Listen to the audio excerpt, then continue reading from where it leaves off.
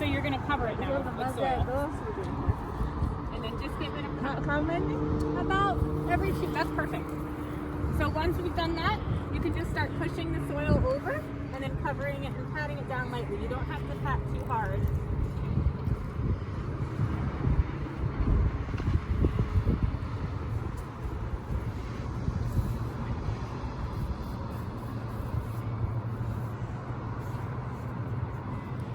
Perfect.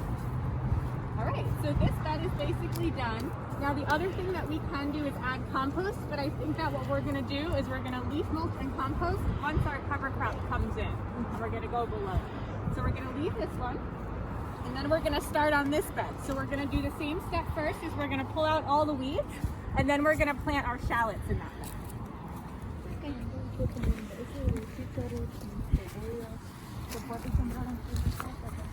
Como en invierno.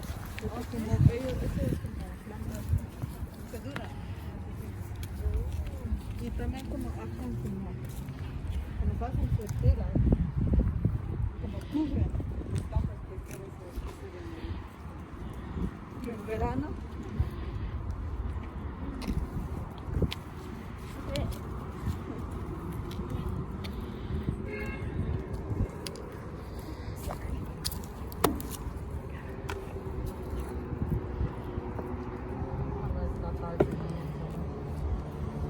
Now, a lot of the times you'll see people come into a garden like this, and as a way to spend less time doing this, they'll take a tool like a rake or a shovel, and they'll just kind of pull up everything that's not what they want. Now, the reason we don't do that is because soil has a lot of things happening that we don't even see. There's millions of little tiny microbes in here working hard, and this is their habitat, it's their home. As soon as you stick a shovel, a rake, anything into this ground and you disrupt it, it makes it really hard for it to do its job, which again is to store the carbon dioxide. So by doing it this way, it takes a little bit longer time, but it helps us to have healthier soil in the long term. And we have a lot of hands today, so we're lucky.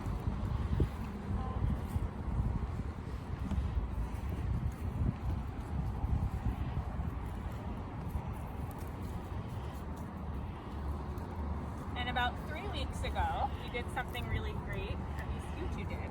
We cut these crops and we actually harvested them, and they got to take them home and eat them.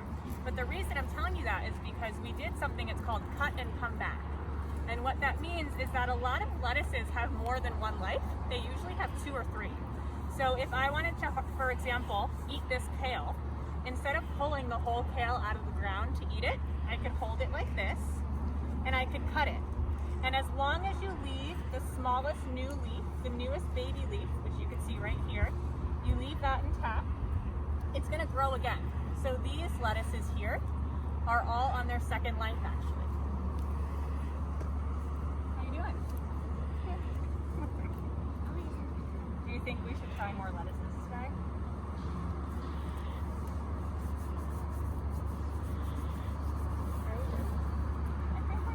Okay, so the same thing that we did before is we're going to have some rows that are going to be shallots and then some rows that are going to be cover crops.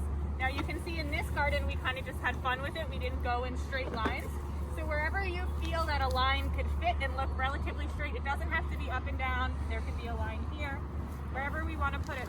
But we're going to add cover crop and we're going to add some shallots.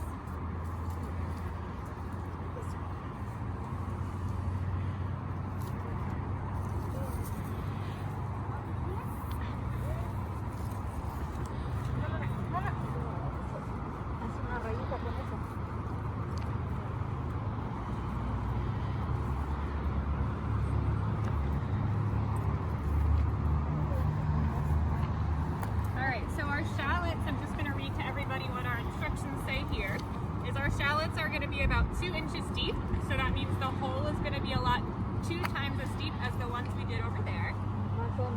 And we want to plant them about 6 to 8 inches apart. So again, about double of how far apart we did over there. Now I'm going to show you the shallots because there is a right way to put them into the ground. With a lot of seeds, they're so tiny, you just throw it in and it's going to grow, it's going to be fine. With shallots like this, you want to put the specific side that it says down because it will allow it to grow up in the proper way. So in these, you want the flat side down. So you can kind of see that this has roots on it, right? So this is where the shallot had originally grown. So it's going to go into the ground with the root side down, and the sprouts are going to come out the top. All right, so I'm going to give everybody a shallot. So find a space for that. Make sure you dig it, and you don't want to be able to see it. So you want to make sure that you have a good 2-inch deep hole. That's perfect. So you want to go a little deeper though. Dig right there. Give you 2 here, a little one.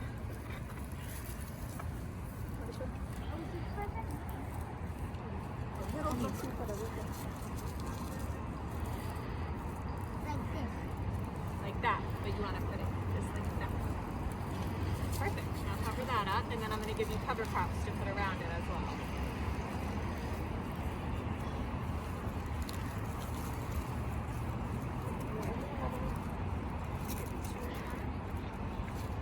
Only one, right? You could do 2, but just space them apart. Anyone have room for another one? Okay. Here. Anyone else? One more?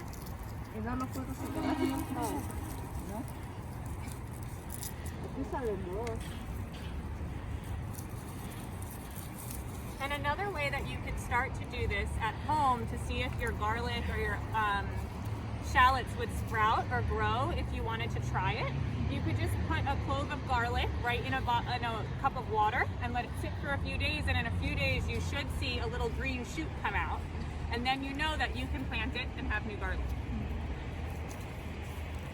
Perfect. I think my mom does that, like with the avocado seed, like she like puts it Right in the water. Yeah, with the toothpicks. Yep, definitely. All right, and then we're gonna do the same thing that we did before, because even though we put the shallots in, we still have to protect our soil because the shallots aren't gonna get wide, right? So we're gonna do with these. So we're gonna do the same thing. Wherever you did put a shallot, we'll stick some of these seeds in.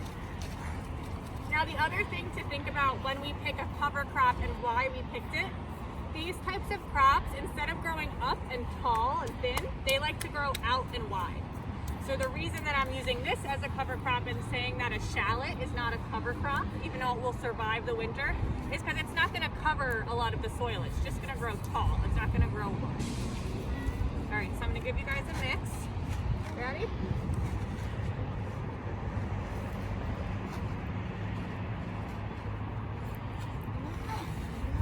They look like cereal, right? Cocoa Puffs?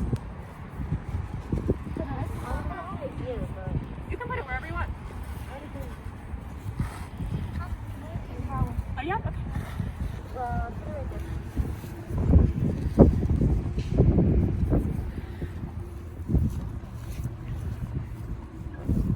And again, you know, one of the reasons that I like to show beds in different ways. So like, as I was saying, this bed is kind of messy, right? We just kind of put stuff where we wanted to, and it's gonna still grow. There's nothing wrong with that. And then we have a bed there that's perfect lines. This bed, the difference is that it's gonna be a little harder if you don't know your crops to know where they are and what they are, especially when they're babies. But there's nothing wrong with planting like this. It doesn't all have to look perfectly in a row or anything like that. This is totally fine. All right, does anyone wanna do some of the oat as well? Anyone have space? Yeah?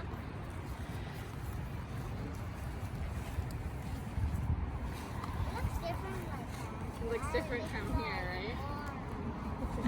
So these look more like a seed, right?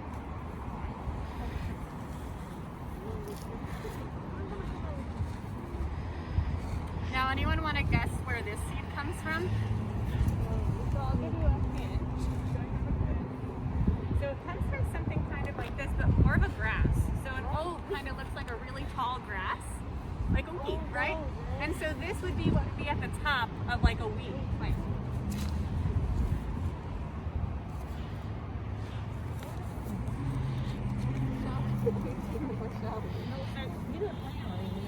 Even if you look at this grass that someone pulled out, see how it has all of these little tiny pieces here? If we had let it grow, they would be the seed. What was the question? Yes, the ones like in the movies in the fields with all the grasses. Yeah, exactly like that. All right. All right, so we've got cover crops, we've got shallots, and again, we're gonna come back and we're gonna also do garlic and onion once we harvest the lettuce crops over there. And then today, if we want, we could also harvest some of these to try. Does anyone want to try some of these crops and see how they taste? Sure. Yeah. So again, remembering time of year can affect the taste of it. How long it was in the ground can affect the taste. How much sun it got, the type of soil that it's in, and even if we did a cut and come back. So if you think about it, everything that makes this plant starts in the seed, right? The farther away it gets from the seed, the more the taste and the nutrients spread out in the plant. So when we first harvested these, it was a very high nutritional value because it just came from the baby seed. Now with the second harvest, do you think the nutrients is going to decrease in that lettuce? It is, right? So even though it's going to taste good and it's still healthy for us, the best time to eat it was when we first harvested the first time, but we can still eat it the second and the third time. It'll just have a little bit less nutrients and a little bit less flavor. So just keep that in mind when we're trying it. So I don't have any scissors with me, and the way that we're going to do this is if you want to try something, you could use your nails. You'd always want to pull down if you're not intending to pull the plant out of the ground, right? So I'm going to take, let's say I want to eat this kale leaf. I'm going to hold the plant and I'm going to pull down. And then I have my leaf, right? Don't want to pull up, because if I pull up, this whole thing could come right out of the ground. So just pull down. If there's not a clear end to the leaf, you could also just use your fingernails and kind of pinch. And then grab an end. And then you're welcome to just step back, take your mask down, and give it a try. And again, guys, when people think about washing food, because a lot of people sometimes don't like to eat out of the garden, the reason you usually wash your food, number one, yes, there could be little bugs, but those are fine to eat. A lot of people eat bugs on purpose. But the other reason that you do it is because there are pesticides and chemicals and fertilizers on the crops that you get from the store. Spicy? But on these, we have no pesticides, no fertilizers, so there's no reason you have to wash them, but you can. Which one did you eat? This one? So I think this was maybe arugula. Yeah. I'm just trying to use my salad there. No, just try to roast It's one. spicy. You like it? No? So this is arugula that's got a little bit too long, and so he's having like a yucky spicy. Is this finished? I don't know. We have spinach over there. This chard, the rainbow chard, was our favorite last time, right? Which one was your favorite? The rainbow chard? You remember? Yeah. The red one? The red lettuce? Bitter. Bitter? Which one did you eat? I think that one. That one. That one? So this kale is actually really good if anyone wants to try this kale. Go try the kale. You want to try the kale? See what it tastes like.